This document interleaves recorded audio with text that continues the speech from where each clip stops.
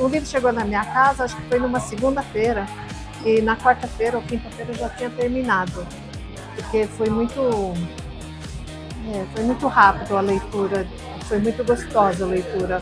Dolorida, gostosa, dei risada, fiquei feliz, fiquei triste, foi uma mistura assim.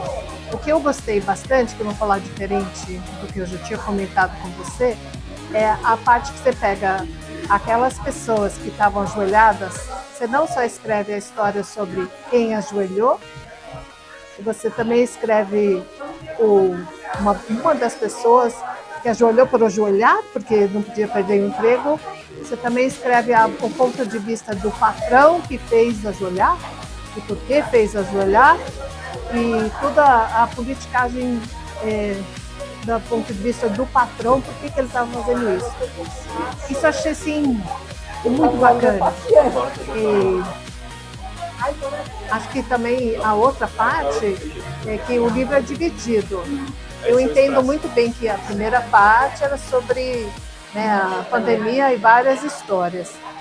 Só fazendo o adendo aí, que quando eu li a história sobre o suicida, durante a pandemia eu também escrevi muitas histórias sobre o que estava acontecendo. E um vizinho meu pulou do 12º andar, quando eu estava em frente ao meu computador, mas eu não reparei. Eu só fui reparar depois que estava todo mundo gritando, não sei o quê. Só que sim, ele estava com muitos problemas financeiros, como várias pessoas nessa época, só que ele não conseguiu acabar com a vida dele, porque ele pegou e caiu metade dentro da piscina, metade fora. Ele calculou errado. Não, agora, eu dei risada na época também, mas assim, ele passou meses e meses no hospital refazendo os ossos, refazendo os dentes. Eu falei assim, nossa, que azarado, né? Em vez de mirar para cá, foi mirar para lá, caiu dentro da metade da piscina. Quando eu li esse conto, eu lembrei dele. E assim, o que os meus vizinhos não entenderam é porque que eu não percebi que ele tinha pulado. Porque ele pulou na minha frente. Eu estava na minha sala escrevendo, se eu tivesse olhado pela varanda, eu teria visto ele pular. Eu moro no 8º, no 12º. Aí tudo bem, essa parte. Mas a segunda parte do livro é sobre você. Kinda, né? Quase, mais ou menos, né? Tem muita coisa. Mas eu acho que tem muito mais de você, né? Da segunda parte. Eu queria que você falasse um pouquinho dessa divisão de antes, né? Metade do livro e a outra metade do livro. Eu tava escrevendo esse texto sobre a pandemia. E aí, nessa época, foi quando me veio a necessidade mesmo de escrever. E aí eu fui fazer oficinas e tal, e esses textos foram surgindo durante essa outra metade. Quando eu fui pegar para publicar, eles eram coisas diferentes, mas eu falei assim, não, acho que cabe fazer, e eu fiz uma seleção desses outros textos para colocar nessa segunda parte. E são, sim, muitas divagações do que eu faço nessa segunda parte. A primeira é nitidamente isso, eu queria contar a história de vários personagens que vivenciaram a pandemia de Covid, né? Então, como eles, eu tentei me colocar no lugar deles, né? E para contar essa história. Então tem duas histórias no espelho, né? Tem a da doméstica também, que tem a patroa, e tem esse dos ajoelhados com o patrão.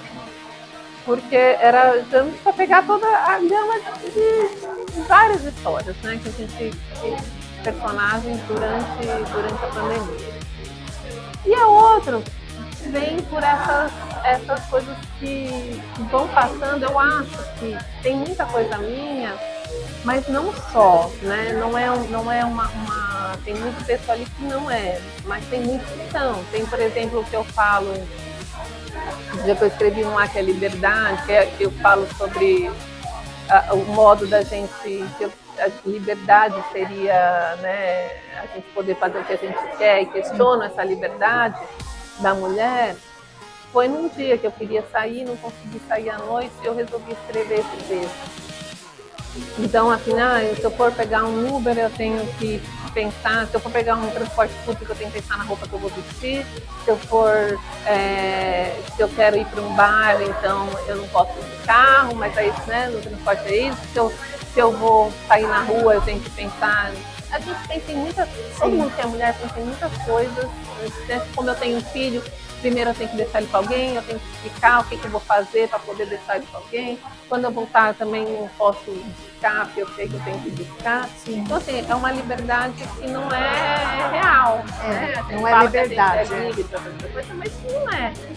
E aí eu coloco. Foi uma coisa pessoal, foi, mas assim, vários lugares que eu vou, muitas mulheres falam, como é que você escreveu a minha história? Daí sou eu. Né? Porque é uma coisa que é muito comum a nós mulheres, né? Então, assim, várias das coisas que eu coloco ali